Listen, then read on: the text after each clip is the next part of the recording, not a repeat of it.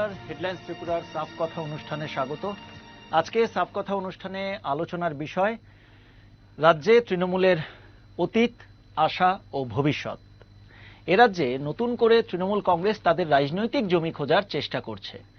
এই অবস্থায় এ রাজ্যে তৃণমূল কংগ্রেসের ভবিষ্যৎ কি, তারা যে দাবি করছেন সেই দাবি কতটুকু বাস্তবায়িত হবে বা সেই সম্ভাবনাও বা কতটুকু, এ রাজ্যে তৃণমূল কংগ্রেসের ভবিষ্যৎ কি, সে নিয়েই হেডলাইন্স ত্রিপুরার এই সাফ কথা অনুষ্ঠান, যার আলোচনার আজকের বিষয় এ রাজ্যে তৃণমূলের অতীত, আশা ও ভবিষ্যৎ। আলোচনার জন্য এই মুহূর্তে স্টুডিওতে উপস্থিত রয়েছেন, আমার ডান দিকের একদম শেষ প্রান্তে রয়েছেন বিজেপি বিধায়ক রতন চক্রবর্তী। রতনবাবু, অনেক অনেক স্বাগত আপনাকে হেডলাইন্স ত্রিপুরায়। আপনারা জানেন যে রতনবাবু একটা সময় তৃণমূল কংগ্রেস করেছেন। আর আমার ডান দিকের একদম শুরুতেই রয়েছেন রাজ্যের বরিষ্ঠ সাংবাদিক, নর্থ ইস্ট কালার্স পত্রিকার সম্পাদক সঞ্জীব দেব। সঞ্জীববাবু, আপনাকে অনেক অনেক স্বাগত হেডলাইন্স ত্রিপুরায়। রতনবাবু, শুরুতেই আপনার কাছে, আপনি কংগ্রেসের পাশাপাশি তৃণমূল কংগ্রেসও করেছেন, এখন বিজেপিতে, এবং বিজেপিতে আপনি বিধায়ক। তৃণমূল কংগ্রেস দেখা গেল যে পশ্চিমবঙ্গে 2021 বিধানসভা নির্বাচনে জয়লাভ করার পর, তৃতীয়বার তারা ক্ষমতায় আসার পর ত্রিপুরা নিয়ে উৎসাহিত হয়েছেন এবং দেখা যাচ্ছে যে ত্রিপুরায় নতুন করে রাজনৈতিক জমি তৈরি করার একটা চেষ্টা তৃণমূল কংগ্রেসের তরফ থেকে করা হচ্ছে। আপনি একটা সময় এ রাজ্যে তৃণমূল কংগ্রেস করেছেন এবং সম্প্রতি আপনি আপনার বক্তব্যও রেখেছেন দলের তরফে যে সাংবাদিক সম্মেলন বিজেপির হয়ে। এ রাজ্যে তৃণমূল কংগ্রেসের ভবিষ্যতের বিষয়ে জানবো আপনার কাছ থেকে, বা আপনি কিভাবে দেখছেন। দীর্ঘ বছর ধরে আপনি রাজনীতির সঙ্গে যুক্ত, কিন্তু তার আগে যখন তৃণমূল কংগ্রেসে আপনি ছিলেন সেই সময়ের একটু অভিজ্ঞতাটা যদি তুলে ধরেন। সে সময়ের অভিজ্ঞতা অত্যন্ত করুণ। আসলে আমরা বারবারই যখন ঠকেছি, কংগ্রেসকে নিয়ে আমাদের অনেক আশা ভরসা ছিল। আমাদের রাজনৈতিক জন্মই বলতে পারেন কংগ্রেসের ভেতর, বা প্রতিষ্ঠা যতটাই বলেন কংগ্রেসের ভেতর। কিন্তু এখানে যখন সিপিএম এর সীমাহীন অত্যাচারে আমরা রাজ্যবাসী জর্জরিত, তখন বারবার নির্বাচনের মুখে কংগ্রেস আমাদের ছেড়ে দিয়ে চলে গেছে। যেই দলের সুপ্রিমোরা আসবেন কি আসবেন না নির্বাচনে, সেগুলো আজকে সিপিআইএম এর নেতাদের মুখ থেকে আমাদের শুনতে হয়েছে। ভরসার জায়গাটা একেবারে চুরমার করে দিয়ে গেছে কংগ্রেস, কারণ তার 56টা এমপি লাগে, যেটা বামফ্রন্টের কাছে ছিল, আমাদের মাত্র 2টো আর 3টে। তো এই সংখ্যার কারণেও সেখানে নীতি আদর্শ সব বিসর্জন দিয়ে শুধু দিল্লির ক্ষমতায় টিকে থাকার জন্যই কংগ্রেস বারবার আমাদেরকে রাস্তায় ছেড়ে দিয়েছে। হাজার হাজার কংগ্রেস কর্মী বাড়ি ঘর ছাড়া হয়েছে, খুন হয়েছে, জখম হয়েছে, আগুনে পুড়ে গেছে। কোনো দরদ তাদের কাছ থেকে আমরা পাইনি। আমরা খুঁজছিলাম যে কি করে এটা থেকে মুক্তি পাওয়া যাবে। আমাদের একটাই অভিমুখ ছিল, সেখানে নট ফর মোর পাওয়ার। অনেকে রাজনীতিতে দলবদল করেন, গ্যালপ করেন কি আরো বেটার পজিশন পাওয়ার জন্য, কিন্তু আমাদের এখানে একটাই লক্ষ্য ছিল যে যে কোনোভাবে হোক সিপিএম কে ক্ষমতা থেকে সরিয়ে একটা নতুন পরিস্থিতি তৈরি করতে হবে। সেই জায়গায় আমরা 11 সালে মমতা ব্যানার্জি যখন চেঞ্জ করলেন যে ইয়েস সিপিএম কে হারানো সম্ভব, সেদিকে আকৃষ্ট হয়ে আমরা প্রথম প্রয়াত সুধীরবাবু গেলেন কলকাতায়, গিয়ে উনি ফিরে এসে বসে রইলেন। কেউ ওনার সঙ্গে তখন কানেক্ট করেনি। তিনি আমার বাড়িতে এলেন, বললেন আপনার মানে প্রলং ডিসকাশন। আমি সারা ত্রিপুরার আমাদের যারা কর্মী বন্ধুরা ছিলেন তাদের সঙ্গে কথাবার্তা বলে আমরা ঠিক করলাম যে ইয়েস আমরা চেষ্টা করবো এবার তৃণমূল কংগ্রেসকে সাথে নিয়ে করা যায় কিনা, আমরা নেত্রীর সঙ্গে কথা বলবো। অ্যাকর্ডিংলি আমি গেলাম, সুধীরবাবু, আমি, আশিসবাবু টাবু, এদেরকে সবাইকে নিয়ে, তো তখন চেয়ারম্যান ছিল মিউনিসিপ্যাল কাউন্সিলের। আমরা একটা টিম গেলাম এবং কথা ছিল সেখানে, এটা প্রথম দিন থেকেই এটার মধ্যে একটা গন্ডগোল। কিরকম এখন স্মৃতির মন্থন করতে গিয়ে মনে পড়ছে, আমরা চাইছিলাম যে সমস্ত কাউন্সিলটা তৃণমূল হয়ে যাবে, এবং আশিসের সঙ্গে সেটাই কথা হয়েছিল।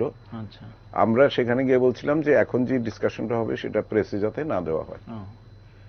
কিন্তু আমাদেরকে একদম ঘুমে রেখে হঠাৎ করে আমরা ডিসকাশনের পর মুহূর্তে দেখলাম একদম প্রেস আমাদের ঘিরে ধরেছে সেখানে। অ্যাকর্ডিংলি যা হয়েছে, কাউন্সিলরদের সেন্টিমেন্ট হয়েছে, ওরা তখন আশিস বাবুর বিরুদ্ধে অনাস্থা এনেছে। আশিস বাবুর সঙ্গে তখন মেজরিটি ছিল না, কিন্তু এটা উনি এসে যদি ডিসকাশন করে একটা ডিসিশনে যেতেন তাহলে হয়তো সেটা আমরা পেতাম। এই প্রথমে একটা হোঁচট খেলাম। যাই হোক, কংগ্রেসের হাতে রয়ে গেল তখন সেটা।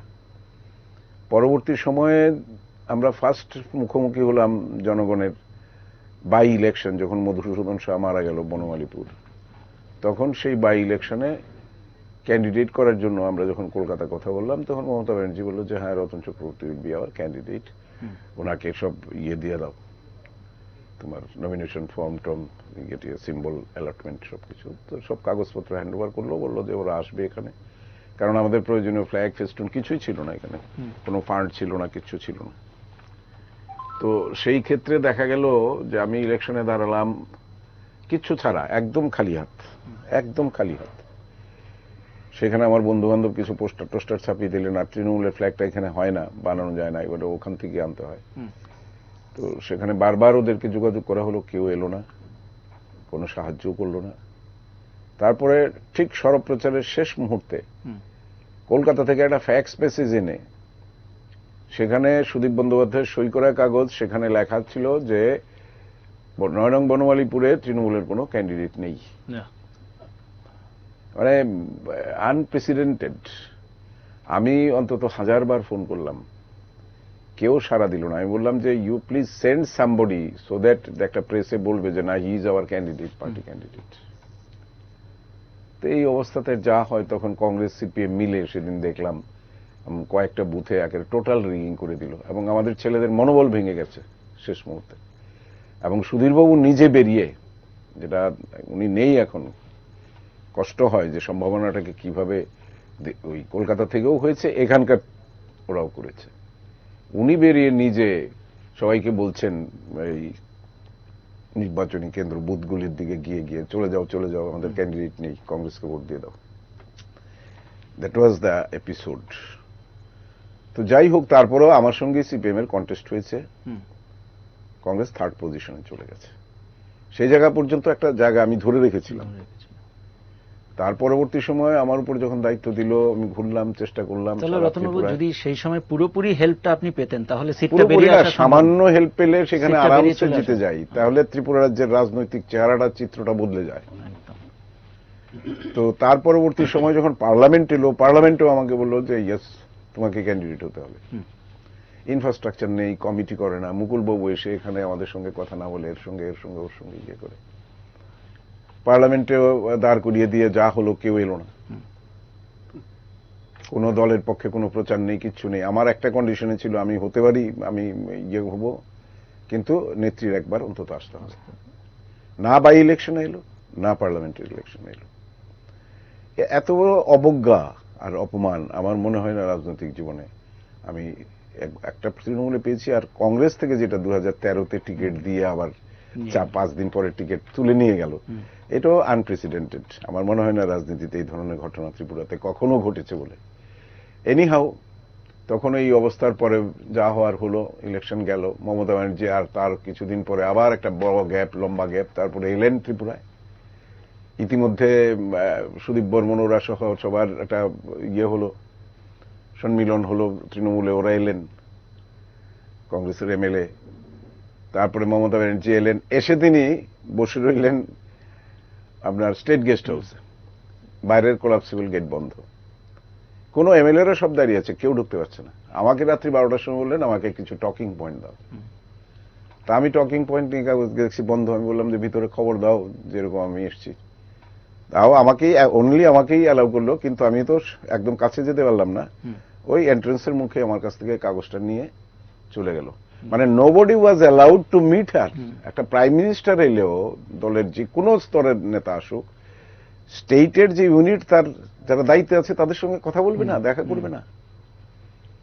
এত সীমাহীন অহংকার ওদের, বসিং করার টেন্ডেন্সি, মনে হচ্ছে যে বাংলার এরাই সবকিছু জানে, আমরা কেউই কিছুই না। একটা করুণার পাত্র হিসেবে এখানে দেখা হয়েছে।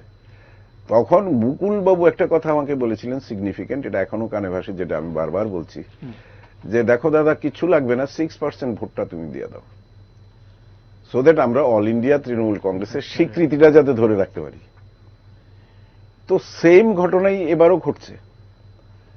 বঙ্গ বিজয় হয়েছে, ভালো কথা, জিতেছেন, গণতন্ত্রে জয় পরাজয় আছেই, তার চুলচেরা বিশ্লেষণ হয়, হবে, হচ্ছে। কিন্তু হঠাৎ করে এই বিষয়ে এখন যে আবার নতুন করে ত্রিপুরায় তৃণমূল কংগ্রেস তাদের রাজনৈতিক জমি খোঁজার চেষ্টা করছে, এই বিষয়টাতে আলোচনায় আসবো। একটু সঞ্জীববাবুর কাছে যাই।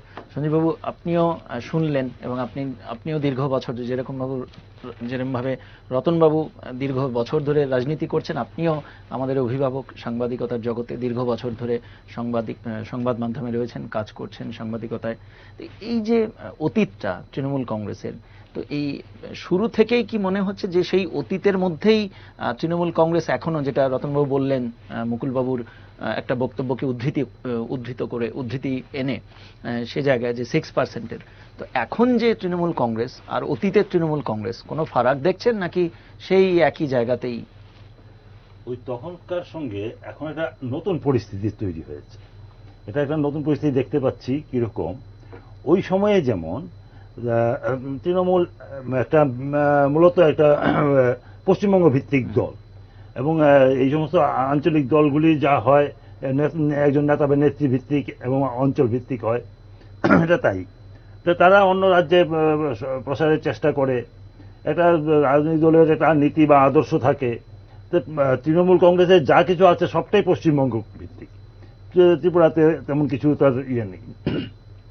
তা সত্ত্বেও এই রাজ্যে তারা যখন আসতে চেয়েছে, ওই সময়ে যেটা হয়েছিল, এই যে একটু রতনদা যেটা বললেন একটু আগে, যে সুধীর মজুমদার বা রতন চক্রবর্তীর মতন নেতাদের তারা দলে পেয়েছেন, তাদেরকে ভিত্তি করে তারা দল করার। এখনকার পরিস্থিতিটা সম্পূর্ণ ভিন্ন। এখন তাদের ত্রিপুরাতে উল্লেখ করার মতো কোনো নেতা তাদের সঙ্গে নেই, এমন কোন একটা উল্লেখ করার মতো নাম নেই। এবং তারা তাদের সেকেন্ড হ্যান্ড কমান্ড যিনি অভিষেক ব্যানার্জি, উনি নিজে এসে গেছেন। তারপরেও মানে যে যোগদান করিয়েছেন উল্লেখযোগ্য কোনো একজন নেতাকে উনি সংযোগ করতে পারেননি। সেই জায়গায় আমরা দেখলাম কি, তারা 3 জন থেকে পশ্চিমবঙ্গ থেকে 3টে ছেলে মেয়েকে এখানে ডেপুট করে দিল। হ্যাঁ, আরে ডেপুটেশনে কি রাজনীতি চলে? তো এইটা যে 3টা ছেলে মেয়ে পশ্চিমবঙ্গ থেকে ডেপুটেশনে এসে তারা এখানে রাজনীতি করতে আরম্ভ করলো, স্বাভাবিকভাবেই এর নিয়ে একটা প্রতিক্রিয়া হবেই। এটা তো হতে পারে না। তারপরেও এতদিন যে আজকে গত কয়েকদিন ধরে ইয়ে চলেছে, এখনো পর্যন্ত স্থানীয়ভাবে তারা কোনো ভিত্তি নিজেদের স্থাপন করতে পারেনি। তারপরে যেটা দীর্ঘদিন ধরে আমরা দেখেছি, গত কয়েক বছর ধরে এই রাজ্যে বিজেপি তৃণমূল কংগ্রেস প্রায় অনুপস্থিত, তাদের কোনো উপস্থিতি নেই। যদিও আশিস লাল সিংহ দাবি করছেন যে তিনি রাজ্য তৃণমূল কংগ্রেসের প্রেসিডেন্ট। তিনি তো ইলেকশনের আগে বিজেপিতে যোগ দিলেন সব্যসাচী দত্তকে হাতে ধরে, আবার কি করেছেন না, আবার তৃণমূল কংগ্রেসের নেতারা ওইটা অস্বীকার করেছেন যে উনি নাকি ইয়ে না, কমিটি নেই এই রাজ্যে। আবার দেখলাম যে অভিষেক ব্যানার্জি পাশে বসলেন উনি, সমস্ত ব্যাপারটা এবার ধোঁয়াশা হয়ে আছে। এইরকম অদ্ভুত পরিস্থিতি রাজনীতিতে এটা বোধহয় আগে কখনই আমরা দেখিনি। এবং বাইরে থেকে 3 জনকে এনে এখানে ডিপুট করে ইয়ে করা হয়। হয়তো আমরা দেখেছি যে 2018 সালে যেমন বিজেপি এই রাজ্যে দেওধর সাহেব এসেছিলেন, কিন্তু স্থানীয় যে নেতা হিসেবে বিপ্লব দেবকে সামনে রেখেছিলেন, যে একজন ত্রিপুরারই ছেলে, যাকে নতুন মুখ হিসেবে সামনে তুলে ধরা হয়েছিল।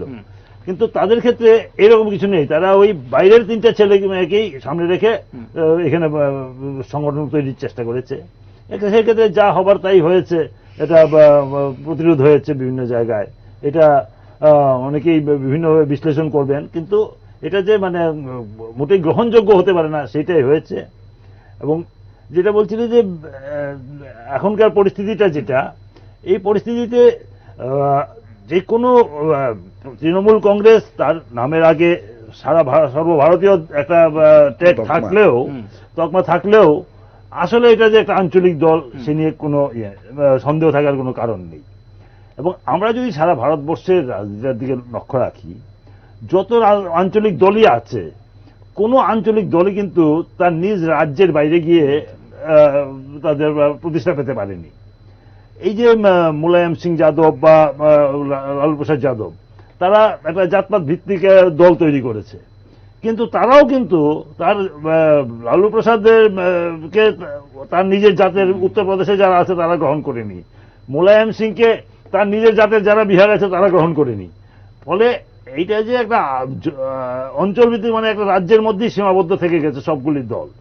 সেই ক্ষেত্রে তৃণমূল যেটা প্রত্যাশা করছে যে তারা একটা সর্বভারতীয় দল হয়ে যাবে রাতারাতি, সেটা খুব কঠিন চ্যালেঞ্জ। এটা খুবই দুরূহ ব্যাপার। মমতা ব্যানার্জি নির্বাচনে জয়ী হয়েছেন, উনি এখন একটা সর্বভারতীয় ক্ষেত্রে একটা যথেষ্ট গুরুত্বপূর্ণ নেতৃস্থানীয় স্থান দখল করেছেন, সেটা সবই ঠিক আছে। কিন্তু দল হিসাবে দলকে সর্বভারতীয় স্তরে নিয়ে যাওয়ার যে স্বপ্ন দেখছে তৃণমূল নেতৃত্ব, তা এই মুহূর্তে সফল হওয়ার কোনো কারণ আমি দেখতে পাচ্ছি না। আর ত্রিপুরা রাজ্যে যে জিনিসটা আমি প্রথমেই বললাম যে এই দলের নিজস্ব কোনো মুখ নেই, স্থানীয় কোনো মুখ নেই।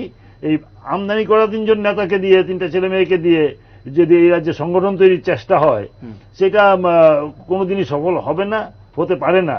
এটা এই রাজ্যে মানুষ গ্রহণ করবেন না। আর তাছাড়া পশ্চিমবঙ্গ ভিত্তিক এই দলটা ত্রিপুরার যে ভূপ্রাকৃতিক পরিবেশ, এখানকার যে ডেমোগ্রাফি যেরকম, তার সঙ্গে এটা কোনো মতেই খাপ খায় না। এই রাজ্যের জনসংখ্যার যে চিত্রটা একটু লক্ষ্য করলে দেখা যাবে যে এটার সঙ্গে তারা ঠিক ইয়ে করতে পারে না।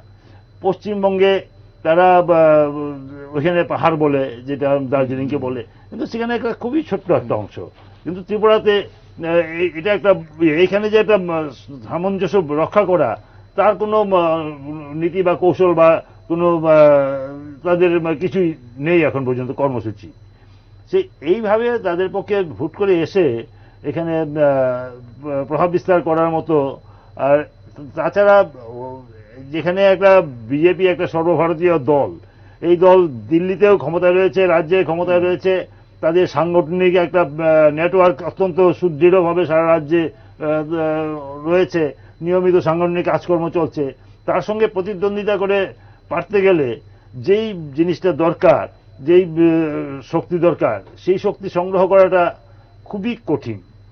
তাছাড়া আরেকটা ব্যাপার রয়েছে, এই রাজ্যে বিজেপি দল ক্ষমতায় রয়েছে, আর বিরোধী শিবিরতে আমরা এখন পর্যন্ত যেটা দেখি, প্রধান বিরোধী দল বলতে সিপিএম, এবং তাদের 16 জন এমএলএ নিয়ে তারা যথেষ্ট শক্তিশালী একটা দল নিশ্চিতভাবেই।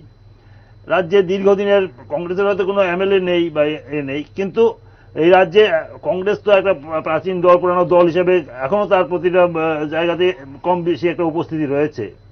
সেই জায়গায় তৃতীয় দল হিসেবে তৃণমূলকে এসে এই জায়গায় একটা স্থান করে নেওয়াটা খুব সহজ হবে বলে আমার মনে হয় না। এই নিয়ে তারা যত স্বপ্নই দেখুক, এবং অভিষেক ব্যানার্জি বারবার আসবেন বলেছেন, কিন্তু তার প্রথম 2 সফরে কিন্তু তেমন উল্লেখযোগ্য কোনো সফল তিনি ফলাতে পারেন। ফলে আগামী দিনে কতক্ষণ তিনি এই দৃঢ়তা দেখাতে পারবেন তা নিয়ে যথেষ্ট সন্দেহ রয়েছে। রতনবাবু, এবার আপনার কাছে যে এই একটু, আপনি বিজেপিতে আছেন, বিজেপি বিধায়ক, এর বাইরে গিয়ে দীর্ঘদিন ধরে আপনি রাজনীতির সঙ্গে যুক্ত। এবার যে এই যে তৃণমূলের যে আশা বা যে দাবি, যে 1.5 বছরের মধ্যে আপনার একটা বিশাল কিছু করে নেওয়া, এবং দাবি করা হচ্ছে যে তারা সরকার গড়বেন তৃণমূল কংগ্রেসের তরফ থেকে, সামগ্রিকভাবে প্রেক্ষাপটে দীর্ঘ আপনার রাজনীতির যে অভিজ্ঞতা, সেই অভিজ্ঞতার নিরিখে এই যে তৃণমূল কংগ্রেসের দাবি বা আশা যেটাই বলুন না কেন, সেটা কি শুধুমাত্র এই মানে একটা নিজেদের জমি তৈরি করার যে চেষ্টা নতুন করে, সেটার জন্যই করা হচ্ছে, নাকি মানে কি মনে হয় যে দলের যারা শীর্ষ নেতৃত্ব, তৃণমূল সুপ্রিমো পশ্চিমবঙ্গের মুখ্যমন্ত্রী মমতা বন্দ্যোপাধ্যায়, উনিও কি বিষয়টা সেইভাবে বুঝতে পারছেন, নাকি কি মনে হয় যে টোটালটাই শুধুমাত্র একটা হাওয়া তৈরি করা? দেখুন, this is only a desperate attempt to be a all India party. আমি যেটা পরিষ্কার বুঝি, বা অতীতেও ওদের সঙ্গে কাজ করেছি, স্বাভাবিকভাবে কিছুটা হলেও বুঝতে পারি। আর সবচেয়ে ইন্টারেস্টিং হলো, এটা যেন একটা নতুন নায়ক নায়িকা একটা ভালো ছবিতে প্রথম পদার্পণেই, মানে ভিনি ভিডি ভিসি, এলাম দেখলাম জয় করলাম, মনে হচ্ছে যে এইভাবে ত্রিপুরাতে ল্যান্ড করে ত্রিপুরা থেকে তারা জয়ী হয়ে যাচ্ছে। একটা অদ্ভুত কথা, 1.5 বছর যাদের কোনো দীর্ঘদিন কোনো ধারাবাহিকতা নেই, উপস্থিতি নেই, জনগণের সুখ দুঃখের খবর যারা রাখলো না, যারা বিভিন্ন ইলেকশনে কংগ্রেস থেকে বা তৃণমূল থেকে আমরা আক্রান্ত হয়ে আমরা মরেছি, আগুনে পুড়েছি, রাজ্যান্তরী হয়েছি, কোনো যোগাযোগ নেই, নাথিং। হঠাৎ করে একটা জাম্প করে এসে বলছেন 1.5 বছরের মধ্যে আমরা ক্ষমতা আসবো। আর এই যে পাঠালেন, মানে মনে হয় যেমন হনুমানকে রামচন্দ্রজি যেভাবে শ্রীলঙ্কা মানে পাঠিয়ে সোনার লঙ্কা ছাড়খাড় করে লেজে আগুন নিয়ে ঘুরছে, তো এই বাচ্চা ছেলেগুলোকে মেয়েটাকে পাঠিয়েছে এখানে। কষ্ট হয় তাদের জন্য, তারা ওয়েস্ট বেঙ্গলে কাজ করে তৃণমূলের জন্য, ভালো কথা। দেবাংশু ভট্টাচার্য, জয়া দত্ত, কি সুবীর রাহা, মাথা কোন দিক দিয়ে ফেটেছে এটাও তো বার করা যাচ্ছে না, ডাক্তার খুঁজেই জায়গা পাচ্ছে না।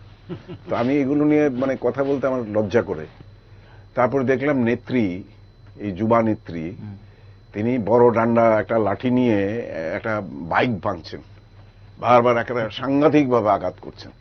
আর ঘুরিয়ে ফিরে দেখুন যে মুখগুলো নিয়ে ওরা 2-3 বার এসছে, একই প্রায় চেহারা, নতুন মুখ নেই। আর আমি ওদেরকে চিনি, যারা যেমন মহিলাদের মধ্যে 3-4টে মহিলা আছে, ওই মাথাবাড়িতেও তারা, প্রেস কনফারেন্সও তারা, মফস্বলে গেলেও তারা। আর হাতে গোনা যে কয়জন নেতৃত্বের মধ্যে এনেছেন প্রথম দিনেই, এই কয়েকজন, এদের ভিত্তিভূমি কি আছে এটা ত্রিপুরার মানুষ সবাই জানে, আমি কাউকে ছোটও করতে চাই না। কিন্তু মুশকিল হচ্ছে যে এই যে ডেসপারেট অ্যাটেম্পট, এটা অনেকটা রাজ্যবাসীকে অপমান করার মতো। এই রাজ্যটা, আমি একদম নিরপেক্ষভাবে বলি, আমি মানে বিজেপির এমএলএ হিসেবে না, যে একটা পরিবর্তন যে এসছে, আপনার কি ছিল বলুন? কোন রেলওয়ে নেটওয়ার্ক ছিল?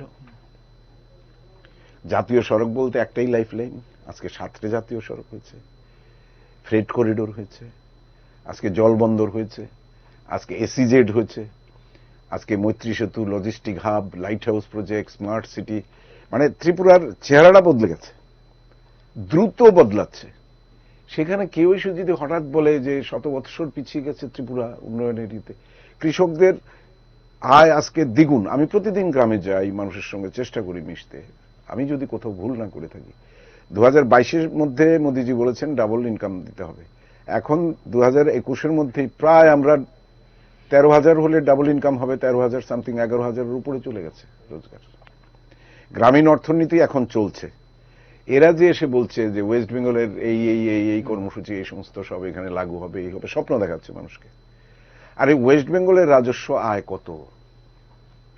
কেন্দ্রীয় সরকার না দিলেও তার চলার ক্ষমতা আছে। আমার এখানে কি গোল্ড মাইন আছে না কোল মাইন আছে? নিজস্ব রোজগারের তো জায়গা খুব একটা নেই। তার মধ্যেও চেষ্টা হচ্ছে এখানে গ্রামীণ রোজগার বাড়ানোর জন্য। ত্রিপুরার যা প্রোডাক্টস আছে, যেগুলোকে কোনোদিন কেউ ফিরেও তাকায়নি, কিন্তু আমরা স্বপ্ন দেখতাম। সুকুমার সেনগুপ্ত প্রয়াত, তিনি একসময় স্বপ্ন দেখতেন এখানে আপনার এই কাগজ মিল করার, জুট মিল করার, বিভিন্ন মানে স্টার্ট করেছিলেন। হ্যাঁ, একটা স্বপ্ন ছিল, আগে স্বপ্ন ছিল। প্রথম এটা ডেভেলপমেন্টের জন্য মহারাজ বীর বিক্রম, তাকে স্বীকৃতি দেওয়া হয়েছে। উপজাতিদের আজকে সংস্কৃতি বলুন, তাদের সম্মান মর্যাদা বলুন, মহারাজকে সম্মান দেওয়া বলুন, গড়িয়া পূজার মধ্যে বিভিন্ন বলুন, তাদের সমাজপতিদের জন্য ভাতার ব্যবস্থা করা হোক, তাদেরকে এখানে একটা এইমসের মতো হসপিটাল দেওয়া হোক, তারা 28 কোটি চাইলে 30 কোটি টাকা দিয়ে দেওয়া হোক। তিনটা উপজাতি সংস্কৃতির ধারক বাহক আজকে পদ্মশ্রী পুরস্কার পেয়েছে এত বছর পর। এটা নতুন ধারায় জনজাতিদের ওরা বেস করতে চাইছে যে ওয়েস্ট বেঙ্গলে বাঙালি মেজরিটি আছে, এখানেও Bangali majority, they want to cash that. ওই সেন্টিমেন্টটা তারা ধরতে চাইছে। মানুষ আসলে দেখছে, মজা পাচ্ছে। এখন সোশ্যাল মিডিয়ার যুগ, দিন রাত প্রচার চলছে চারিদিকে, একটা হই হই হই হই রব, কিন্তু আসলে ভিতরে তো কিছুই যাচ্ছে না, ভিতরে কিছু নেই। এই পরিবর্তিত ত্রিপুরা, আজকে আমার উৎপাদিত সামগ্রী আপনি গ্রামের কোন মানুষের কাছে, তাহলে তো আজকে ভুকা মিছিল বেরোতো, তাদের কাছে টাকাও আছে, কাজও আছে। যে কৃষক তার 6,000 টাকা সম্মান নিধি যেমন পায়, ঠিক তেমনি আজকে তার ধান আমরা ক্রয় করে নিই, যেটা একটা বৈপ্লবিক পরিবর্তন। তার কাছে টাকা যাচ্ছে, ক্যাশ টাকা যাচ্ছে, তার রেগার টাকা, যারা রেগার কাজ করেন সেই টাকা যাচ্ছে, তার বাড়িতে যদি ভাতা প্রাপক থাকেন সেটার টাকা যাচ্ছে। কোনো অবস্থাতেই মানি ফ্লোটা বন্ধ হয়নি। তারপরে এই কোভিড সিচুয়েশন 3.5 বছরের মধ্যে 1.5 বছর প্রায় চলে গেছে কোভিডে, এখনো চলছে, থার্ড ওয়েভ মে কাম। তো এর মধ্যে প্রধানমন্ত্রীর গরিব কল্যাণ অন্ন যোজনা, মানুষকে 5 কেজি করে ফ্রি চাল, প্লাস আগের সুবিধা তো আছেই। মুখ্যমন্ত্রী দিয়েছেন বিশাল রিস্ক নিয়ে 7 লক্ষ পরিবারকে ক্যাশ 1,000 টাকা, ক্যাশ 1,000 টাকার খাদ্য সামগ্রী দিয়েছেন। আমরা তো গ্রামে গিয়ে একটা জিনিস দেখি যে মানুষ এতে খুশি। তবে ধারাটা যেহেতু পাল্টেছে, আগে তার জন্য পার্টি অফিসে লাইন দিতে হতো, আগে তার জন্য নেতার বাড়িতে যেতে হতো, এমএলএর বাড়ি যেতে হতো, মন্ত্রী বাড়ি। আজকে চাকরি হয় টেটে, কাউকে জিজ্ঞেস করতে হয় না। এটা নতুন ধারা, যেটা চেয়েছিল গভর্নমেন্ট অফ ইন্ডিয়া শিক্ষার অধিকার আইনের পরে, যেটাতে চরম সর্বনাশ করে 10,323টা ছেলে মেয়ের জীবন অন্ধকার করে দিয়েছে। শুধু তা নাই, সেটা যে অনৈতিক ছিল কোর্ট শুধু বলেনি, ওদের ফিল্ড ক্যাডাররাও বলেছে, যার জন্য শতাধিক অফিস তাদের ধ্বংস হয়েছে। ওদের নেতাদের ছবি মাটিতে ফেলে পা দিয়ে মারিয়ে দিয়েছে। নেতারা পালিয়ে ভেগেছেন, বিভিন্ন জায়গায় পালিয়ে পালিয়ে বেরিয়েছেন তখন। তো এই পাপগুলো তো আমাদের কাঁধে ওরা চাপিয়ে গেছেন, বা এই সরকারের উপর চাপিয়ে গেছেন। 7 লক্ষের উপর বেকার তৈরি করে গেছেন। আর নেশা দিয়ে এমন ত্রিপুরাকে করেছেন যে best corridor of the drug mafias. এই যে ট্রানজিটটা, এটা ভাঙার জন্য মুখ্যমন্ত্রী চেষ্টা করছেন প্রাণপণ। তো দিস ইজ দ্য চেঞ্জ। আজকে আপনার কাঁঠাল চলে যায়, আনারস চলে যায়, লেবু চলে যায়, আপনার বাঁশকুড়ুলের প্রোডাক্ট বাইরে চলে যায়, শুয়োরের প্রোডাক্ট চলে যায়। আজকে আপনার ড্রাগন ফ্রুটস, আজকে আপনার আগর, প্রায় 50 লক্ষ আগর গাছ তৈরি হয়েছে। যেই আপনার বাংলাদেশের এই গিয়ে দিয়ে সোনামুড়ার নদীবন্দর নিয়ে যেত, কত নৌকা ভাসিয়েছে, কাগজের নৌকা ভাসিয়েছে, বহু ব্যঙ্গ বিদ্রুপ বিপ্লব বাবুকে সহ্য করতে হয়েছে। কিন্তু আলটিমেটলি দেখা গেল যে তার স্বপ্নটা ঠিকই আছে। সেখানে ব্রিজগুলোকে উঁচু করলে সেখান থেকে যে জাহাজ যাবে, সেই জাহাজে সোজা বারাণসী পর্যন্ত চলে যেতে পারবে, সেখান থেকে বাইরে চলে যাবে। তো ত্রিপুরার যে আজকে 7-7টি জাতীয় সড়ক, প্রায় 6-7 হাজার কোটি টাকার কাজ হচ্ছে, রাজ্যের মানুষের কাছে এই টাকা হচ্ছে। তো সেই জায়গায় এইবারও যে বিপ্লববাবু গেছেন, যেমন একটা এইমসের মতো হসপিটাল আমাদের এখানে হচ্ছে, বোধহয় মোহনপুর আর খয়েরপুরের মাঝামাঝি কোনো জায়গায় হওয়ার যে একটা মানে দিয়েছে পরিকল্পনা, আমার ধারণা এটা হয়ে যাবে। কোভিড পরিস্থিতিকে খুব সুন্দরভাবে সামলানো হয়েছে। টিকাকরণে আজকে রাজ্য ভারতবর্ষের মধ্যে একটা স্থানে চলে গেছে। 95%-এর উপর আমাদের হয়ে গেছে। আমার এলাকায় প্রায় 10% বলতে পারেন, 99%-এর উপর আমরা করতে পেরেছি। এবং এই কোভিড কালে কোনো মানুষকে না খেয়ে থাকতে হয়নি কোনোদিন। That is the achievement. এবং ধীরে ধীরে ধীরে ধীরে আস্তে আস্তে সব খুলে দেওয়া হচ্ছে। তো একটা সময় যখন কোভিড শুরু হয়েছিল, তখন তো আমরা মনে করেছিলাম যে অন্ধকার থেকে আমরা আর বেরিয়ে আসতে পারবো না কখন, কিন্তু এটা সম্ভব হয়েছে। তো এখানে এসে এগুলো করা মানে একটা উৎপাত করা, মানে উৎপাত করা। একটা কথা বলতে খারাপ লাগে, শুনলে হয়তো এটা অন্যরকম ব্যাখ্যা কেউ করতে পারে। যেমন উন্নয়নের যে হাতিটা, হাতি চলে বাজার সে, কুত্তা ভোকে হাজার সে। হাতি হচ্ছে উন্নয়ন। আমি মিন করতে চাইছি উন্নয়নের হাতিটা আজকে তার পেস অফ ডেভেলপমেন্টটা কারেক্ট ওয়েতে চলছে। আর যারা অনুন্নয়নের কথা বলছে তারা এটাকে পেছনে টানতে চাইছে। That is the basic difference. Opposition এইভাবে হয় না। অপোজিশন দীর্ঘদিনের চর্চার মানে নার্সিং, তাদের পাশে থাকা, তাদের দাবি দেওয়া নিয়ে সোচ্চার হওয়া, কথা বলা। এখন তো মানুষ চাওয়ার আগে পায়। এই যে সরকার এসে নতুন করে আজকে যারা বিপিএল বঞ্চিত হয়েছে তাদেরকে পিজি দিয়েছে, ভাতার টাকা বাড়িয়েছে। আপনার এই যে প্রধানমন্ত্রী আবাস যোজনা, আজকের দিনও প্রতিদিন আমরা আক্রান্ত হচ্ছি রীতিমতো, যে আগে 2011-তে যেই আপনার জিও ট্যাগিং করে গেছে সেই লিস্ট বার হচ্ছে এখন, নতুন নাম নেই। তা আমি ওদেরকে বুঝাই যে মোদিজি তো বলেছেন সবকা সাথ সবকা বিকাশ, তো সবাইকে পেতে হবে। দেশের সমস্ত মানুষের উন্নয়ন না হলে তো সার্বিক দেশের উন্নয়ন হবে না কোনো অবস্থাতেই। তো তোমরা কেন এইসব নিয়ে এত চিন্তিত হচ্ছ? যেমন আগে টিনের চালাতে জিও ট্যাগিং হতো না এবং তারা প্রধানমন্ত্রী আবাস পেত না, এই সরকার গিয়ে চেষ্টা করে সেটা উঠিয়ে দিয়েছে। এখন আবার আর একটা পয়েন্ট ধরেছে যে যাদের টিনের বেড়া আছে, বাড়ির বাউন্ডারি, ওরাও পাবে না। তো সেটাও অলরেডি এই গভর্নমেন্ট লিখেছে সেন্ট্রাল গভর্নমেন্টের কাছে যে এটা তুমি উঠিয়ে দাও। এটা কোনো একটা ক্রাইটেরিয়া হতে পারে না। This should not be the criteria. আমার বাড়িতে একটা জীর্ণ টিনের বেড়া আছে বাউন্ডারিতে, সেই জন্য আমি প্রধানমন্ত্রী ঘর পাবো না, এটা হয় না, হতে পারে না। তারপরে রেগা বন্ধ করে দিয়েছিল দুর্নীতির কারণে। যেই রেগা নিয়ে তারা প্রাইস টাইজ এই সমস্ত, একদম ধোকাধারী একটা সরকার ছিল। কিছু একটা হলেই বলতো এটা মানিক সরকারের প্রজেক্ট। এই রেগাকে, এমজিএন রেগাকে বলেছে এটা মানিক সরকার দিচ্ছে। তো অ্যাকচুয়ালি সিপিএমটা মিথ্যের উপর দাঁড়িয়েছিল তখন, এবং যার জন্য তাদের বারবার আছাড় খেতে হয়েছে, কিন্তু শিক্ষা তাদের হয়নি। যে কোনো জিনিসই দেখবেন, সেই নেতাজির মূল্যায়নেই বলুন, গান্ধীজির মূল্যায়নে বলুন, রবীন্দ্রনাথের মূল্যায়ন বলুন, 20 বছর 30 বছর 40 বছর পরে বলছে আমাদের ভুল হয়েছে। এখন এত বছর পর আবার দেখলাম যে এতদিনই বোধোদয় হয়েছে, স্বাধীনতার 75 বছরে এসে তেরঙ্গা ঝান্ডা তুলবে পার্টি অফিসে। এই একটা অদ্ভুত পার্টি, যার জন্য অ্যাকচুয়ালি মার্ক্সবাদটা এত বিকৃত মার্ক্সবাদ রূপে ত্রিপুরাতে না ভারতবর্ষে মানে উপস্থাপিত হয়েছে যেটা কল্পনা করা যায় না। বিশেষ করে ওয়েস্ট বেঙ্গল এবং ত্রিপুরায়। কেরলে একটা বাস্তব ভিত্তিক রাস্তা নিয়েছে। চায়না কমিউনিজমের কথা বলল, সে ক্যাপিটালিজমের সমস্ত সুযোগগুলো নিয়েছে। 40-50 বছর আগে থেকে কোস্টাল এরিয়াতে তাদের শেয়ার বাজার চালু হয়ে গেছে। তো বাস্তবটা বুঝে যারা অগ্রসর হয়, যার জন্য চায়না আজকে পৃথিবীর সবচেয়ে বড় শক্তি হয়েছে। আর এটা নিয়ে তারা গর্ব করেন, এটা তাদের গর্ব করার কোনো বিষয় না। গর্ব করার বিষয় হলো চীনের নিজস্ব। কিন্তু চীনের চেয়ারম্যান আমাদের চেয়ারম্যান বলে এটা সাকসেসফুল হয়নি কোনোদিন। সেই রাজনীতিটাও মার খেয়েছে এখানে।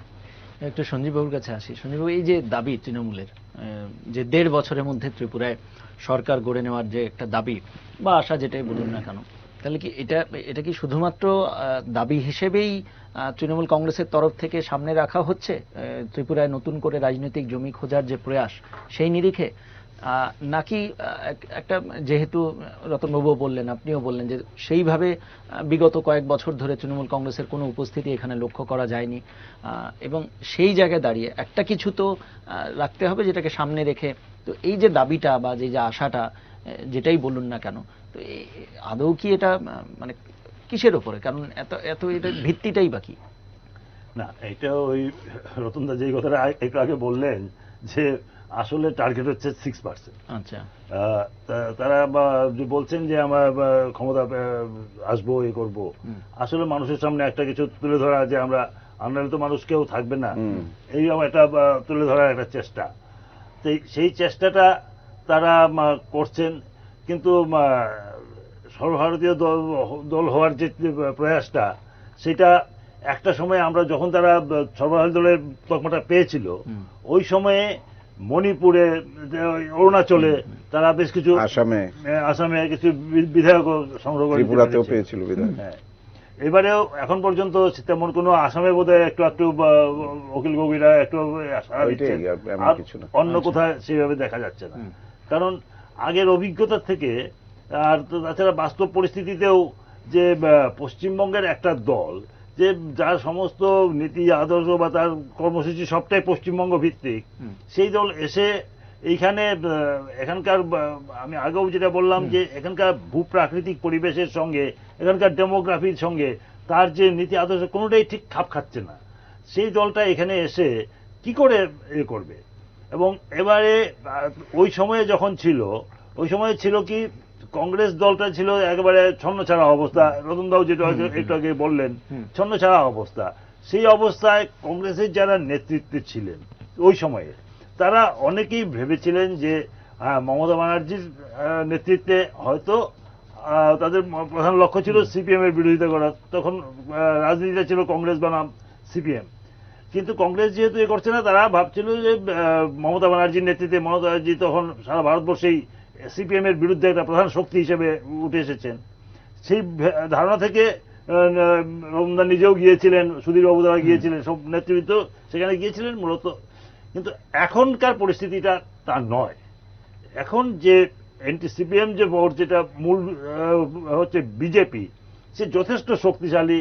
সে রাজ্যের সরকারে আছে, দিল্লিতে সরকারে রয়েছে, এই রাজ্যে প্রতিটি ব্লকে, প্রতিটি পঞ্চায়েতে, প্রতিটি গ্রামে তার একটা সাংগঠনিক ভিত্তি তৈরি হয়েছে, সেই অনুযায়ী কাজ করে চলেছে। সেইখানে তারা এসে যে আগের মতো সেই একদম এসে হুট করে সব জয় করে নেবে, সেই পরিস্থিতিটা এখন আর নেই। সেটা যে নেই তার তো আমরা দেখতেই পাচ্ছি গত কদিনের অভিজ্ঞতায়, যে সেখানে তার শীর্ষ নেতৃত্বরা বারবার এসে ঘুরে যাচ্ছেন, কিন্তু স্থানীয়ভাবে কোনো সাড়া পাচ্ছেন না। স্থানীয় কোনো নেতা বা তেমন গুরুত্বপূর্ণ ব্যক্তিত্ব, রাজনীতি বা অরাজনৈতিক ব্যক্তিত্ব, কেউ তাদের সঙ্গে যোগাযোগ করার জন্য খুব একটা আগ্রহ দেখাচ্ছেন তেমন কোনো প্রমাণ আমরা দেখতে দেখা পাচ্ছি না, যাচ্ছে না। দেখা যাচ্ছে না। তাহলে সঞ্জীববাবু কি তাহলে এটা কি বলা চলে যে বা বলা যেতে পারে যে শুরুতেই তৃণমূল কংগ্রেস যে রণকৌশল নিয়েছে সেটা তাদের কাছে বুমেরাং হয়ে দাঁড়িয়েছে এবং খুব একটা এরকম সাফল্য একদম, অর্জন করা সম্ভব না? একদম এটা মানে তাদের যে কৌশলটা যে ভেবেছিল যে মানে রেলেই বোধহয় একটা মমতা ব্যানার্জি যে নিউ ইয়র্ক নতুন একটা স্টেটাস দাঁড়িয়েছে সেটা দেখে বোধহয় রাজ্যের মানুষ সব চলে যাবে, কিন্তু সেটা হয়নি। সেটা এ রাজ্যে মানুষের মূলত অবামের মধ্যে একটা ইয়ে ছিল, সেই কারণে আগের গিয়েছিল, কিন্তু এখন তো পরিস্থিতি তা নয়। এই যে পরিস্থিতি নতুন একটা পরিস্থিতি তৈরি হয়েছে, তৃণমূল কংগ্রেসের নেতৃত্ব সেটাকে নিজেরা কতটা অনুধাবন করতে পেরেছেন তা নিয়ে যথেষ্ট সন্দেহ রয়েছে। তাদের হিসাবে যথেষ্ট গোলমাল হয়ে গেছে, ফলে তারা এখানে এসে আমরা দেখলাম কি তারা প্রদ্যুৎ বিক্রম কিশোরের কাছে যাচ্ছেন এ করতে, এবং প্রদ্যুৎ বিক্রম তো বলেই দিয়েছেন যে তার দাবি যারা মানবে লিখিতভাবে দিতে হবে, তাইলেই সেইটা তৃণমূল কংগ্রেসের পক্ষে কোনোদিনই সম্ভব হবে না। ফলে এই যে প্রত্যাশাটা সেটা কোনো মতেই সম্ভব না। আর ওই আগেও যেটা বললাম যে ডেপুটেশনিস্ট লিডার, তিনটা ছেলে মেয়েকে পাঠিয়ে দিল তোমরা যাও, তোমরা গিয়ে এখানে সংগঠন করো, এটা হয় না। আর যে রাতারাতি যে আমরা সব জয় করে নেব, এই ধারণাটাই রাজনীতিতে রাখাটা বাঞ্ছনীয় নয়। অন্তত এই বর্তমান পরিস্থিতিতে সব রাজ্যেই যেই রাজনৈতিক ইয়ে চলছে তার পরিপ্রেক্ষিতে এটা কোনো মতেই সম্ভব নয়, এবং তৃণমূল কংগ্রেস নেতৃত্ব এটা যত তাড়াতাড়ি বোঝেন সেটা ততই তাদের ভালো। তবে ওই যে 6%-এর জন্য তাদের চালিয়ে যেতেই হবে লড়াই, সেই লড়াইটাই চলতে থাকবে, এর বেশি কিছু হবে বলে এই মুহূর্তে মনে হচ্ছে না। রতনবাবুর কাছে আসবো, কিন্তু তার আগে সঞ্জীববাবু আপনার কাছে আরেকটা বিষয় জানান যে তাহলে 2023 ত্রিপুরা যে বিধানসভা নির্বাচন, সেখানে রতনবাবুদের বিজেপির মূল লড়াইটা বা মূল প্রতিদ্বন্দ্বিতাটা কি তাহলে বামেদের সঙ্গেই থাকছে, নাকি অন্য কোন রকম একটা জোটের সম্ভাবনা, যেটা বিরোধী জোটই বলুন বা সেটা ভোটের সময় বলুন বা ভোট পরবর্তী সময় বলুন, সেরকম কি কোনো একটা ইঙ্গিত বা সম্ভাবনা সেটা কি তৃণমূল কংগ্রেস বুঝতে পেরেছে যে ত্রিপুরায় তাদের পক্ষে খুব একটা সাফল্য অর্জন করা সম্ভব নয়, যেটা আপনার অভিজ্ঞতা বলছে বা বিশ্লেষণ করলেন? সেই নিরিখে 2023 ত্রিপুরা বিধানসভা নির্বাচনে রতনবাবুদের মানে বিজেপির লড়াইটা কি বা বিজেপির প্রতিদ্বন্দ্বিতা, প্রধান প্রতিদ্বন্দ্বী দল কি তাহলে কি বামেরাই, নাকি অন্য কোনো জোট একটা তৈরি হবার সম্ভাবনা, নাকি একটা অন্য আরো কয়েকটা দল বা বামেরাও থাকবেন বা অন্য দলও থাকবে, এরকম কোন একটা সম্ভাবনা? কিছুদিন আগে পর্যন্ত, এই দিন 15 আগে পর্যন্ত বা 1 মাস আগে পর্যন্ত এরা যে প্রধান বিরোধী দল হিসেবে বামফ্রন্টের অবিসংবাদী প্রধান বিরোধী দল ছিল, তারপর আজকে এই তৃণমূলের আসার পর তার সেই অবস্থানটা কিন্তু আরো একটু দুর্বল হলো বলতে হবে। কেননা বিধুরের বিরোধী শিবিরে আরো একটা ডিভিশন এসে গেল। হ্যাঁ, বিরোধী শিবির যত বিচ্ছিন্নভাবে আমরা রাজনীতিতে সবসময় দেখেছি যে ক্ষমতাসীন দল এই সুবিধা পেয়ে যায়, যত বিরোধী দল যত ফ্র্যাগমেন্টেড হয়। আপনি বিরোধী শিবিরে যে বলছেন যে একটা মানে অনেকগুলি ভাগ যেটা বলছেন, এবং তার সেই কথার সাথে সাথে রতনবাবুর মুখে একটা চওড়া হাসি, তাহলে কি সেই 23-এর ইঙ্গিতটা কি তাহলে বোঝা যাচ্ছে যেটা বিজেপির পক্ষে সুবিধা হয়ে গেল? আমার হাসার আমি আসবো আপনার কাছে, সঞ্জীববাবুর ব্যাখ্যাটা নিয়ে একটু বেশি। সেইটা এই যে বিরোধী শিবিরটা যত ভাগ হবে ততটাই রুলিং পার্টির পক্ষে সুবিধা হয়। এটা সবসময়, এটা নতুন কিছু ব্যাপার না, সারা ভারতবর্ষে এবং বাইরে সর্বত্রই এই রাজনীতির ক্ষেত্রে এটাই দেখা গেছে। এবং এই ত্রিপুরার ক্ষেত্রে তৃণমূলের আগমনের ফলে এইটা বিজেপি আরো একটু বাড়তি সুবিধা পাওয়ার সম্ভাবনা তৈরি হয়েছে। তারা নিশ্চয়ই আগামী আরো 1.5 বছর সময় রয়েছে। এটা এমনিতে অনেক মনে হলেও নির্বাচনের ক্ষেত্রে, রাজনীতির ক্ষেত্রে এটা খুব বেশি নয়। এই সময়ের মধ্যে আজকে বিজেপি যারা নেতৃত্ব রয়েছেন বিপ্লব দেবের নেতৃত্বে, তারা নিশ্চয়ই চেষ্টা করবেন যে নিজেদের আরো একটি এই 1.5 বছরের মধ্যে আরো তুলে ধরতে, যে স্মার্ট সিটি বা অন্যান্য যে প্রজেক্ট চলছে এইগুলিকে এর মধ্যে যদি শেষ করে তারা নিজেদের ইমেজটাকে আরো একটু তুলে ধরতে চেষ্টা করবেন। এর পাল্টা হিসেবে একটা বিরোধী দলকে নিজের প্রতিষ্ঠা করা একটা মস্ত বড় চ্যালেঞ্জ। সেই চ্যালেঞ্জটা করতে গিয়ে আজকে তাদের আন্দোলনটা যদি ফ্র্যাগমেন্টেড হয়ে যায়, তাদের পক্ষে সেটা করা সম্ভব। আর যেটা একটু তুমি বলছিলে যে জোটের কথা, জোটের কথা আজকে হয়তো বলছে যে সব অবিজেপিরা একই করুন, কিন্তু সেটাও খুব সহজ নয়। বিশেষ করে বামেদের সঙ্গে তৃণমূল, তাদের মানে অহিনুকূল সম্পর্ক, তাদের সৃষ্টি জন্মই এই কারণে, বাম বিরোধিতার কারণে তৃণমূলে, সেই তাদের পক্ষে একসঙ্গে মিলে যাওয়া কাজটা মোটেই সহজ নয়। কংগ্রেসের সঙ্গে কতটা মিলতে পারবে সেটা বলা মুশকিল হলেও কংগ্রেসের এই মুহূর্তে যে শক্তি রাজ্যে, তারা বিরাট একটা কিছু ফল দেখাতে পারবে বলে মনে হয় না। ফলে বিরোধী শিবিরের যে এই যে ভাগাভাগিটা, এই জিনিসটাকে এক জায়গায় নিয়ে আসার মতো সম্ভাবনা অন্তত এই মুহূর্তে নেই। আর বিরোধী শিবিরে এমন কোনো স্টলওয়ার্ড আমরা দেখতে পাচ্ছি না যিনি তাদের সবাইকে একসঙ্গে আনতে পারেন, এইরকম কোনো নেতৃত্ব নেই। ফলে এই যে শূন্যতা সৃষ্টি হয়েছে বিরোধী শিবিরে বা ফ্র্যাগমেন্টেড অবস্থা, এইটাকে এটা বিজেপির জন্য একটা অ্যাডভান্টেজ হয়ে আছে। আগামী 13 বছরের মধ্যে আমরা দেখতে পাবো কি হয়। তাহলে রাজ্যের তৃণমূলের আগমন রতনবাবুদের জন্য একটা অ্যাডভান্টেজ বা বাড়তি সুবিধা এখন থেকেই করে দিল 23কে সামনে রেখে, যদি দেখা যাচ্ছে, এবং সেটাই রতনবাবুর মুখে চওড়া হাসি স্বাভাবিক। তাহলে রতনবাবু, সামগ্রিকভাবে আপনার দীর্ঘ রাজনৈতিক অভিজ্ঞতা কি সেটাই বলছে যে তৃণমূলের আগমন একদিকে আপনাদের জন্য সুবিধা করে দিল? দেখুন, ওদের দিয়ে সুবিধা অসুবিধা কোনোটাই হবে না, অসুবিধাটা ওদের নিজেদেরই হবে। আমি এই জন্য কথাটা বলছি, 44,700-800 কংগ্রেস কর্মীকে খুন করেছে সিপিএম 35 বছরে। সেই শহীদের রক্তকে অপমান করে এই কংগ্রেস সিপিএম এর সঙ্গে হাত মিলিয়েছে, যার ফলশ্রুতিতে এবার পশ্চিমবাংলায় সিপিএম শূন্য, কংগ্রেস শূন্য। আর এই যে 21শে জুলাই নেত্রী যেটাকে শহীদান দিবস হিসেবে, শহীদের রক্ত ঋণ শোধ করার প্রতিজ্ঞা উচ্চারণ করার জন্য যেটা করে থাকেন, সেদিন আমি অবাক বিস্ময়ে দেখলাম যে যারা শহীদ হলেন, যাদের দ্বারা তারা খুন হলেন, যাদের রক্ত ঝরল রাজপথে, তাদের বিরুদ্ধে একটি কথাও নেত্রী বললেন না। এবং ইন্টারেস্টিংলি সিপিএম এর কথা মানে বিরোধিতা না করে, উল্লেখ না করে, তিনি বৃহত্তর রাজনীতির কথা। এখন এবার ওয়েস্ট বেঙ্গলে মানে জেতার পর মাথা ঘুরে গেছে ওদের, ওরা এখন অল ইন্ডিয়া ফিগার হতে চাচ্ছে এবং অল ইন্ডিয়ার সমস্ত বিরোধী দলকে একটা মঞ্চে আনার জন্য। এটা অতীতেও হয়েছে, জয়প্রকাশ নারায়ণজি করেছেন, যার ফলশ্রুতিতে মোরারজি দেশাই এসছেন, চরণ সিং এসছেন, চন্দ্রশেখর এসছেন, দেবেগৌড়া এসছেন বিভিন্নভাবে, কিন্তু এটা কোনোদিনই সাকসেসফুল হয়নি। এত পাঁচমিশালি দল নিয়ে এটা বেশি দিন চলে না। কমন মিনিমাম প্রোগ্রাম করেও দেখা গেছে সেখানে কেউ থাকে না। একমাত্র বাজপেয়ী যেই 23-24টা দলকে নিয়ে 5 বছর সাকসেসফুলি গভর্নমেন্ট চালিয়েছে, এটা বাজপেয়ীর মতো মহান নেতৃত্ব বলেই সম্ভব হয়েছে। এখানে যে জিনিসটা এবার যেটা প্রযোজনা করছেন, যে ফিল্মটা, ত্রিপুরার যে ফিল্ম তৈরি হচ্ছে, প্রচুর টাকা ঢালা হচ্ছে। তো কালকেও চার্টার ফ্লাইটে গেছে। আইপ্যাককে কন্ট্রাক্ট দিতে গেলে আমরা যা শুনেছি জানি যে শত শত কোটি টাকা লাগে।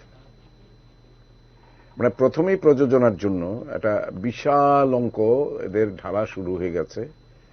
এবং যেটা আমি প্রথমেই বললাম যে এমন নায়ক নায়িকার মতো, সুচিত্রা সেন বা উত্তম কুমারের মতো, যে এলাম দেখলাম জয় করলাম, এখানে এমন কয়েকটা ছেলে মেয়েকে পাঠিয়ে রাস্তায় রাস্তায় ঘুরাচ্ছে, হইচই করছে, এই করছে, একটা অন্তঃশ্বাস শূন্য রাজনীতির দিকে এগিয়ে যাচ্ছে তারা।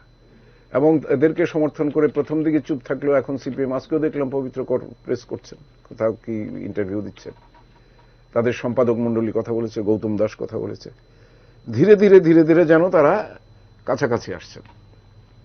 আমার রাজনৈতিক অভিজ্ঞতা যদি বলেন, আমি শুধু রাজনীতির মানুষ হিসেবে সচেতন, যতটুকু আমার সচেতনতা আছে, এটা তৃণমূলের পক্ষে বুমেরাং হবে আগামী দিনে।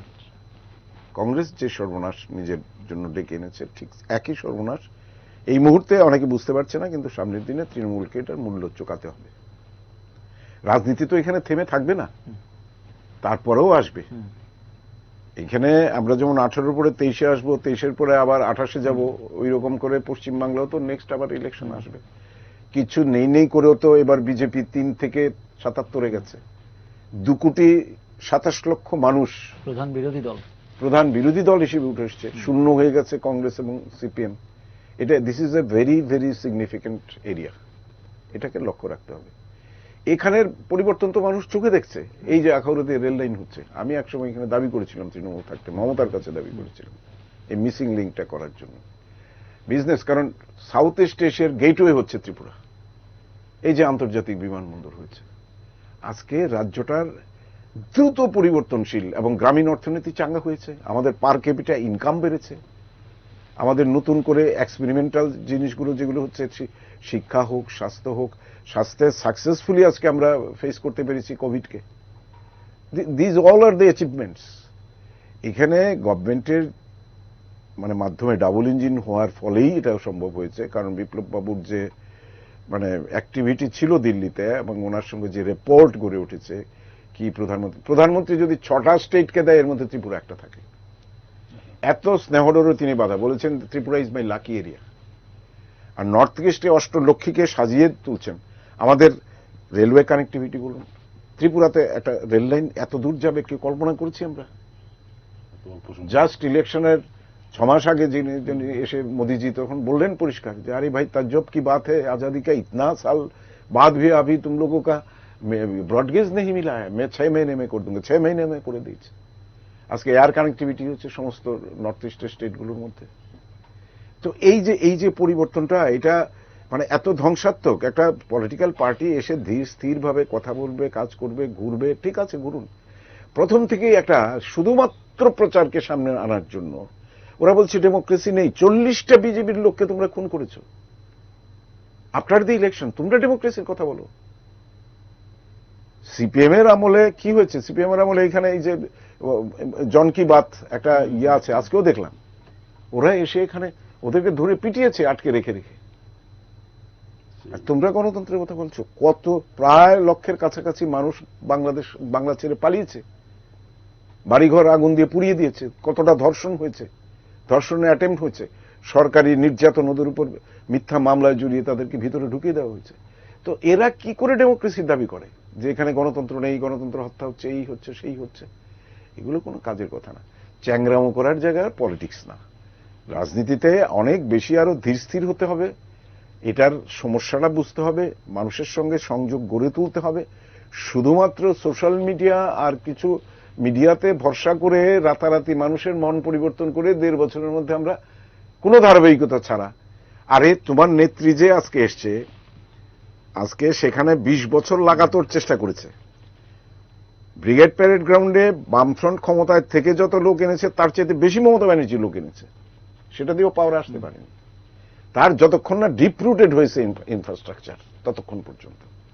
তো সেই ক্ষেত্রে আজকে ত্রিপুরাতে যাদের কোনো ধারাবাহিকতা নেই, আজকে সেখানে মমতা ব্যানার্জি কি প্রথম পঞ্চায়েতে দখল পেয়েছে, পঞ্চায়েত সমিতি, জেলা পরিষদ, local body election, parliament, assembly করে স্ট্রং এত বড় একটা অপোজিশন নিয়ে গিয়ে 11তে সাকসেসফুল হচ্ছে।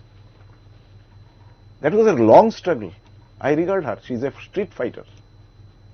কিন্তু এর অর্থই না আমার স্টেটকে যা খুশি তাভাবে তুমি ট্রিট করবে আর এখানে মানুষকে যা বোঝাবে তাই তারা বুঝবে। মানুষ আনন্দ পাচ্ছে, মজা পাচ্ছে, নতুন নতুন কথা শুনছে, নতুন ভাবে দাবি চলছে। ওই তো লোক নিয়ে এসে যেন লোক পাঠিয়েছে বর্গীয় এলাদেশের মতো, আবার এদেরকে তুলে নিয়ে আবার চার্টার ফ্লাইট রাস্তায় কল করিয়ে এসে চলে যাচ্ছে। লক্ষ লক্ষ টাকা এই বোধহয় 7 দিন 10 দিনে খরচ হচ্ছে। সব জাম্প করে নামছে উপর থেকে খালি নিচে এসে। এখানে কুণাল ঘোষ এসে কথায় না বলতে পারবেন, কাজ তো করতে পারবেন না। কাজ করার সময় কোথায় তাদের? কথা বলতে বলতেই তো তাদের সময় চলে যাচ্ছে। ডেমোক্রেসি নেই, ডেমোক্রেসি নেই, ডেমোক্রেসি নেই। ঠিক আছে, কোনো ডিসঅ্যাডভান্টেজ থাকলে সেটা তুলে ধরুন, ধীরে ধীরে যান, মানুষের সঙ্গে কথা বলুন, সমস্যাগুলো বোঝার চেষ্টা করুন। ব্রাত্যবাবু ভালো নাট্যকার হতে পারেন, কিন্তু ত্রিপুরার জন্য is not at all a good politician. তিনি ত্রিপুরার ইয়ে বুঝবেন কিভাবে, সমস্যা কিভাবে বুঝবেন? আর এখানে শুধু বাঙালিদের উপর বেস করে তো রাজনীতিতে সাকসেস হওয়া যাবে না। এখানে জনজাতিদের দুয়ারে একবার মাথা ঠুকে এসছেন অলরেডি, যেটা সঞ্জীব বলল। তো সেইগুলো নিয়ে একটা দ্রুত পরিবর্তনশীল একটা স্থবিরতার মধ্যে ছিল, সেখান থেকে বিপ্লব বাবু একটা ডায়নামিক নেতৃত্ব দিয়ে, মানে এইরকম উদ্যমী পরিশ্রমী, আমি সুকুমারবাবুকে দেখেছি, তারপরে ওনাকে দেখছি, যে উদ্যমী পরিশ্রমী স্বপ্নদ্রষ্টা, এবং he is a very very good market executive.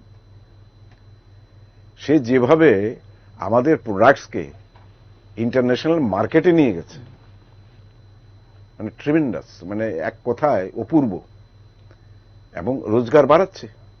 আজকে বায়োফ্লক্স করে যে মাছের রোজগার, আজকে ভালো চাকরি ছেড়ে দিয়ে চেন্নাই থেকে আমার একটা ছেলে যার বাড়িতে তিনি গিয়েছিলেন, 1 বছরে 15 লক্ষ টাকা, 5 লক্ষ টাকা ইনভেস্ট করে 15 লক্ষ টাকা রোজগার করেছে।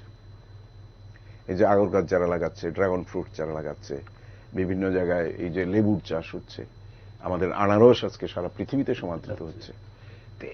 এইটা তো আমাদের একটা গর্ব, রোজগারের জায়গা যেমন তেমনি একটা গর্ব যে আমার ত্রিপুরার সংস্কৃতিকে, ত্রিপুরার মানে চেহারাকে, ত্রিপুরা বলতে কিচ্ছু বুঝতো না, ইন্ডিয়ার ভেতরে না বাইরে, আগরতলাকে আগরপাড়া বলতো। আমার নিজের একটা অভিজ্ঞতা, আমি ট্যুরিজম মিনিস্টার হিসেবে যখন মিটিং এ গেলাম, সবাই কথা টথা বললো, লাস্টে হঠাৎ ত্রিপুরার কথা মনে পড়েছে, ত্রিপুরা 1 মিনিট। আমি উঠে বললাম যে I M এন্ডোর্সিং 1 minute for the big states, বলে থ্যাংক ইউ বলে বসে গেছি। তারপরে সবাই বসে, মাধবরাও সিন্ধিয়াজি ছিলেন, তিনি বসে সেক্রেটারির সঙ্গে কথা টথা বলে আই এম সরি, আমরা প্রেস ডেকেছিলাম, ঠিক আছে একটু পরে বলবো, আপনি বলুন যতক্ষণ আপনার দরকার। তা আমি বললাম যে দেখো মাই লার্নেড ফ্রেন্ডস, সমস্ত মিনিস্টাররা ছিল সারা দেশের, যে I am sorry to say যে most of the friends they don't know whether Tripura is within Indian territory or not. প্রথম বলেছি বলে একদম স্তব্ধ, পিন ড্রপ সাইলেন্স। বলেছি এত অবহেলা ঠিক না, আমার এখানে যে ন্যাচারাল বিউটিজ আছে, আমার এখানে যে সুন্দর ব্লু লেকস আছে, হিলস আছে, এগুলোকে এক্সপ্লোর করো। তুমি কিচ্ছু নেই, আউট অফ নাথিং হরিয়ানাতে গিয়ে তুমি, হরিয়ানা সবচেয়ে বেশি আর্ন করছে শুধুমাত্র মডার্ন ফ্যাসিলিটিস গুলো এক্সটেন্ড করে দিয়ে, তারা ট্যুরিজম দিয়ে সবচেয়ে বেশি আদায় করছে। তুমি কাশ্মীর এত বড় ডিস্টার্ব জায়গা, সেখানে তুমি টুরিস্টকে অ্যালাউ করছো, তুমি এখানে রেস্ট্রিক্টেড এরিয়া পারমিট দিয়ে রেখেছো। আই ওয়াজ দ্য ম্যান, আমি সমস্ত নর্থ ইস্টকে নিয়ে গিয়ে, দেবিলাল তখন ট্যুরিজম মিনিস্টার, সেই নর্থ ইস্ট ইয়ে তুলে দিয়েছিলাম রেস্ট্রিক্টেড এরিয়া পারমিট, যার জন্য আজকে ফ্রি মুভ করতে পারছে। তারপরে একটা প্রজেক্টও দিয়েছিলাম যে কিভাবে এখানে ট্রান্সপোর্টেশন মানে কি উন্নয়ন করতে হবে, রেলের লাইন করতে হবে, এয়ার কানেক্টিভিটি বাড়াতে হবে। দ্যাট ওয়াজ দ্য মানে লস্ট এপিসোড, এখন আর এগুলো কেউ মনে রাখার ব্যাপার না। একটা স্বপ্ন না নিয়ে রাজনীতি করার কোনো অর্থ নেই, শুধু নিজের দেহটা নিয়ে আর একটু বড় পদ পেলাম কিনা, আর একটু ভালো জায়গায় গেলাম কিনা। আমি যেহেতু বিজেপিতে যখন গেছি, আমি এখানে বলে একদম দ্ব্যর্থহীনভাবে বলতে পারি, I had no condition, only condition যে ফাইটটা অরিজিনালি করতে হবে এবং তাদেরকে ক্ষমতা থেকে সরিয়ে দিতে হবে। এই কাজে আমার কোনো ব্যক্তিগত দাবি নেই। আমার সঙ্গে যারা ছিলেন তাদেরও একই কথা তারা বলেছে যে আমাদের অন্য কোনো দাবি নেই। আমরা একদম অনুষ্ঠানের শেষ পর্যায়ে, রতনবাবু আপনার থেকে যেটা আমাদের আজকের আলোচনার বিষয়ের একটা যে অঙ্গ, যে ত্রিপুরায় এ রাজ্যে তৃণমূলের অতীত, আশা এবং ভবিষ্যৎ, এই ভবিষ্যৎ কি দেখছেন? 1.5 বছরের ভবিষ্যৎ, নাকি এর মাঝেই তৃণমূল কংগ্রেস ত্রিপুরা নিয়ে উৎসাহ কমিয়ে নিতে পারে? আপনার অভিজ্ঞতা কি বলে? বিজেপি করেন এই হিসেবে নয়, বিজেপি বিধায়ক এই হিসেবে নয়, আপনার দীর্ঘ রাজনৈতিক অভিজ্ঞতা কি বলছে? স্বাভাবিকভাবে রাজনীতি যেহেতু করেন, বললাম তো এবার এই প্রোডাকশনে বহু টাকা, বহু বড় বাজেট নিয়ে তারা নেমেছেন, এবং এটার একটাই টার্গেট যে অল ইন্ডিয়া পার্টি রিকগনিশন চাই। 3টা স্টেটে মিনিমাম কাস্টিং ভোটের 6% তাদেরকে পেতে হবে। তো এর মধ্যে পাখির চোখ একটাতেই করেছেন, ত্রিপুরাকে করেছেন। তো ঘোলা জলে মাছ শিকার নিশ্চয়ই করতে চাইবেন। দিন যত এগোবে ততই ওদের আসা যাওয়া খুব একটা কমবে না, হয়তো মাঝে মধ্যে থিতিয়ে যাবে, আবার আসবে। এখন বিজেপি পার্টিতে কোনো যদি ডিসকন্টেন্ট থাকে সেটাকে ইউটিলাইজ করার চেষ্টা করবে। কংগ্রেসের মধ্যে যাদের কিছুটা জনসংযোগ এখনো আছে, সেই দল তাদেরকে যত ইলেকশনে এগিয়ে আসবে তাদের মাথায় একটা চিন্তা থাকবে যে we have to go to assembly, বা আমার পাওয়ারের কাছে পৌঁছতে হবে, সেই ধরনের কিছুকে ওরা এনকেশ করতে চাইবে। তো কিছুটা তো ধাক্কা ইতিমধ্যেই খেয়েছে, কারণ ওরা নিজেরাও বুঝছে যে শুধু চিৎকার চেঁচামেচি চিৎকার করলে হবে না। পিপুল আর এনজয়িং, এই জোকারি তাদের এটা এনজয় করছে, মানুষ এনজয় করছে, কিন্তু মানুষ এত বোকা না। তবে সব জায়গাতে আমি বলি যে কিছু মানে ডিসগ্রান্টেলড পিপল থাকে, সব পার্টিতে, ক্ষমতাসীন দলেও থাকে। ক্ষমতায় আপনার কাছ থেকে একটা কিছু পেয়েছে আর একটা পায়নি, সেই জন্য আবার কোথাও যেতে পারে। কিছু মানুষের ডিএনএর মধ্যে কিছু গন্ডগোল আছে, আমি এটা বলি, আমি মাপ চাই কারো যদি আঘাত লেগে থাকে। তারা এক জায়গায় স্থির থাকতে পারে না, তারা ঘুরে বিভিন্ন জায়গায় ঘুরে বিভিন্ন ধরনের সম্ভাবনার মানে কাছাকাছি পৌঁছতে চায়।